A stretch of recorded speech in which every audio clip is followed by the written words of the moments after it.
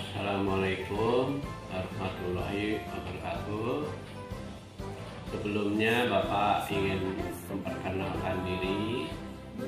Ya, nama Bapak Rihadi Agus Wibowo. Ya. Di SMK 2 Rangkas Bitung Bapak sebagai guru bahasa Indonesia, itu tugas utama. Kemudian selain itu juga mendapat tugas tambahan, yaitu sebagai wakil kepala sekolah bidang sarana dan prasarana. Selamat siang anak-anakku sekalian. Ya, saya ucapkan selamat ya, karena kalian telah diterima di SMK Negeri 2 Rangkas Bitung. Karena masih banyak teman-teman kalian yang tidak dapat kesempatan untuk belajar di SMK Negeri 2 Rangkas Bitung. Oleh karena itu kalian harus bersyukur ya. Syukur ya, dengan niat tulus, dengan niat yang baik untuk belajar ya, lebih giat demi meraih cita-cita. Nah, itu untuk awalan dari Bapak. Jadi kalian nanti kalau di jalan ketemu sama Bapak bisa manggil Pak Pri. Oke, selanjutnya di berikutnya Bapak akan menyampaikan mengenai sarana dan prasarana sekolah yang ada di SMK Negeri 2 Rangkas Bitung. Itu meliputi yaitu ruang belajar, kemudian laboratorium, ya, serta fasilitas lainnya. Nah, mulai dari bagian depan atau masuk kalian nanti masuk pintu gerbang ya. Di sebelah kiri ada gedung Ki Hajar Dewantara. Itu nanti kalian, nah, di gedung itu ada dua tempat, yaitu yang lantai bawah itu dipakai untuk ruang belajar kelas APHP, yaitu nanti bagi kalian yang mengambil jurusan APHP nanti bisa belajar di sana di ruang itu, yaitu APHP 1 sampai 4. Kemudian yang di lantai 2-nya yaitu tempat ruang praktik akuntansi, yaitu di sana ada laboratorium komputer 1 sampai 4. Nah, kemudian yang di sebelah kanan ya, pintu masuk pintu gerbang ada gedung Dewi Sartika. Nah, di sana ada tempat belajar siswa akuntansi untuk lantai 1, sedangkan untuk lantai 2 itu untuk belajar siswa APH atau perhotelan. Nah, jadi di gedung Dewi Sartika ada tempat ruang belajar untuk akuntansi dan APH. Kemudian agak masuk lagi sebelah kanan atau sebelahnya dengan kolam atau balong, kalian akan melihat gedung Kartini. Nah, gedung Kartini ini di sana ada ya tempat ruang Bapak Kepala Sekolah ya, serta wakil-wakilnya. Jadi kalau di sana ada ruang Kepala Sekolah, ada ruang Wakil Kepala Sekolah bidang hubungan masyarakat, ada Wakil Kepala Sekolah bidang kurikulum, ada Wakil Kepala Sekolah bidang kesiswaan, serta Wakil Kepala Sekolah bidang sarana dan prasarana sekolah. Selain itu juga ada tempat administrasi sekolah, yaitu kalau ini ruang TU, tata usaha. Jadi kalau kalian ada kepentingan misalnya legalisasi jasa dan sebagainya, kalian bisa ya masuk ke gedung Kartini. Nah, kemudian agak masuk lagi ya di sebelah yang menghadap ke Balok itu ada gedung Ahmad Dahlan. Dan di sana tempat belajar anak ATPH, yang di bawah ATPH 10 ATPH dan yang di atas 11 ATPH. Jadi kalau kalian yang ngambil jurusan ATPH, besok kalau insya Allah tatap muka, kalian bisa belajar di ruang situ di gedung Ahmad Dahlan.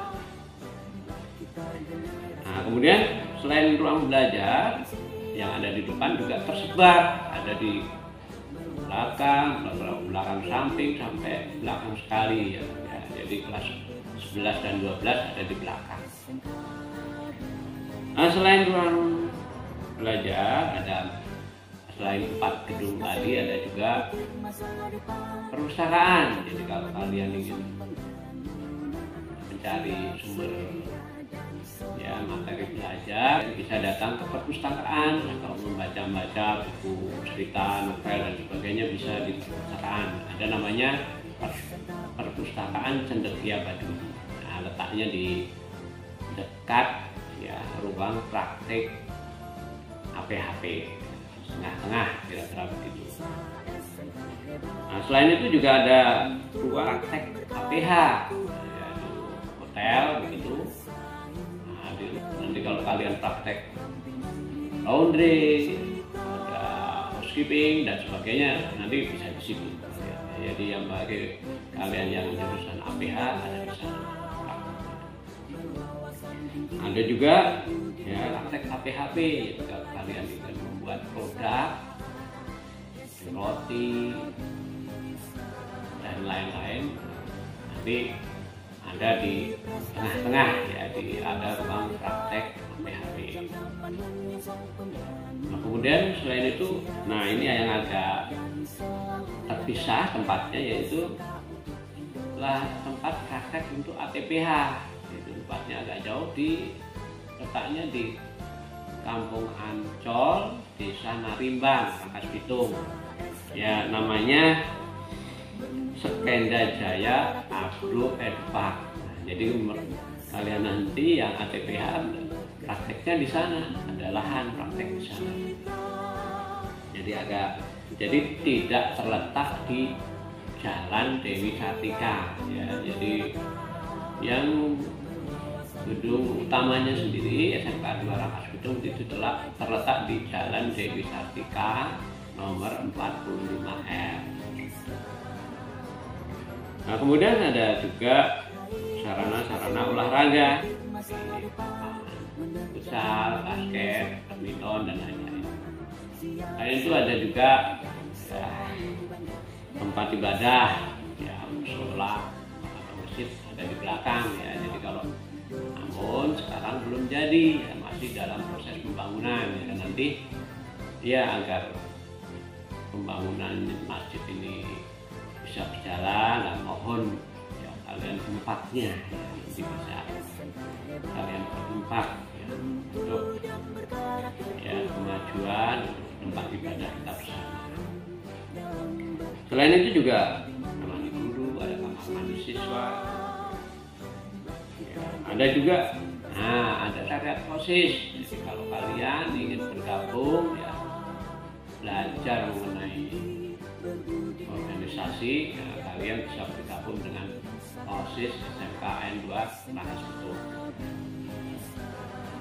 Nah, kemudian di antaranya itu ya, yang dapat saya sampaikan. Nah, nanti untuk lebih jelasnya kalian bisa melihat denah sekolah ya. Di sana dibedakan, yaitu ada untuk ruang belajar dan untuk jurusan. Untuk membedakan itu memiliki warna atribut yang berbeda, yaitu untuk akuntansi berwarna kuning, untuk ATPH berwarna hijau, untuk perhotelan berwarna biru, sedangkan untuk APHP berwarna merah muda atau pink. Nah, itu untuk membedakan. Jadi kalian bisa melihat ya denah lokasi agar kalian nanti kalau mencari mencari apa sesuatu tempat belajar dan sebagainya bisa melihat di dinas. Oh iya, pada kesempatan ini juga Bapak akan menyampaikan sedikit mengenai PHBS ya, karena PHBS ini di masa pandemi ini sangat penting ya. Karena dengan PHBS ini diharapkan ya, kalian ini menjadi sehat atau warga sekolah ini menjadi sehat, jadi pribadi yang sehat ya, fisiknya kuat ya, sehingga tidak mudah terserang penyakit. Kira-kira itu. Nah, kemudian perilaku hidup bersih atau PHBS ini ya di sekolah ini ya dipraktekkan oleh ya semua ya, termasuk ya diantaranya kalian semua sebagai siswa, bapak ibu guru, kemudian juga ya staf ya, dan tata usaha semua ya mempraktekkan semua itu ya, pola hidup bersih dan sehat. Nah, ada 8 indikator ya yang dapat dilakukan jika ingin ya hidup bersih dan sehat. Di antaranya satu ya, mencuci tangan ya dengan air mengalir ya, dan memakai sabun. Jadi kalian kalau mencuci tangan disarankan untuk ya pakai sabun dan airnya mengalir ya, tidak disarankan ya mencuci tangan ya pakai baskom karena airnya tidak mengalir. Nah, kemudian indikator yang kedua yaitu mengonsumsi jajanan yang sehat. Jadi kalian kalau membeli makanan sebaiknya lihat dulu kira-kira makanannya ini mengandung pengawet apa, mengandung hal-hal yang lain berbahaya tidak. Kalau tidak ya jangan dibeli ya, karena itu membahayakan kesehatan kalian. Kemudian indikator yang ketiga yaitu menggunakan jamban yang bersih dan sehat. Nah, jamban itu tempat buang air kecil atau buang air besar, dan di situ ya sebaiknya kalian setelah menggunakan itu disiram sampai bersih sehingga baunya ya hilang. Nah, itu baru kalian cuci tangan pakai sabun. Nah, kemudian indikator yang keempat, olahraga yang teratur dan terukur ya. Dengan olahraga teratur dan terukur ini bisa menjaga stamina atau kondisi kesehatan kita sehingga kita tidak mudah terserang ya penyakit. Nah, kemudian indikator yang kelima, memberantas jentik nyamuk ya. Jadi kalian karena nyamuk ini cukup berbahaya ya, beberapa bisa menyebarkan penyakit.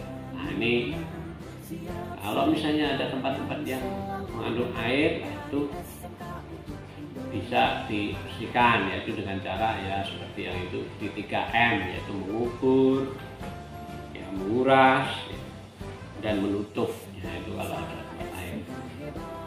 Nah, kemudian juga ini yang indikator yang keenam, tidak merokok ya. Di sekolah kalau kalian merokok di sekolah, nah tentunya kalian pasti kena sanksi nanti ya. Selain itu bagi kita sendiri ya sebaiknya dihindari merokok karena dapat merusak kesehatan, dapat menimbulkan berbagai macam penyakit ya. Kemudian indikator yang ketujuh yaitu menimbang berat badan dan mengukur tinggi badan. Jadi untuk melihat perkembangan dan pertumbuhan kalian ya, secara rutin timbang badan ya, dan berat badan sehingga bisa mengukur kira-kira nah saya ini berkembangnya sehat apa enggak ya. Tentunya disarankan untuk ditunjang oleh makanan yang bergizi. Makanya kalian harus ya menjadi ya pemuda yang cermat, yang cerdas memilih makanan yang bergizi. Kemudian yang ke-8, indikator yang ke-8 yaitu membuang sampah pada tempatnya. Ya, Ya, ada 3 macam sampah, yaitu sampah organik, sampah anorganik, dan sampah B3, yaitu sampah B3 itu sampah-sampah yang berbahaya, ya, logam berat dan sebagainya itu ya.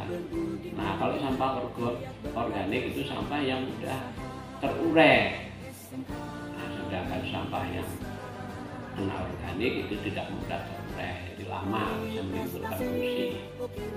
Nah, nanti di sekolah ada 2 tempat sampah, yaitu sampah kuning dan tempat sampah hijau. Nah, itu ya kalian masukkan di sana.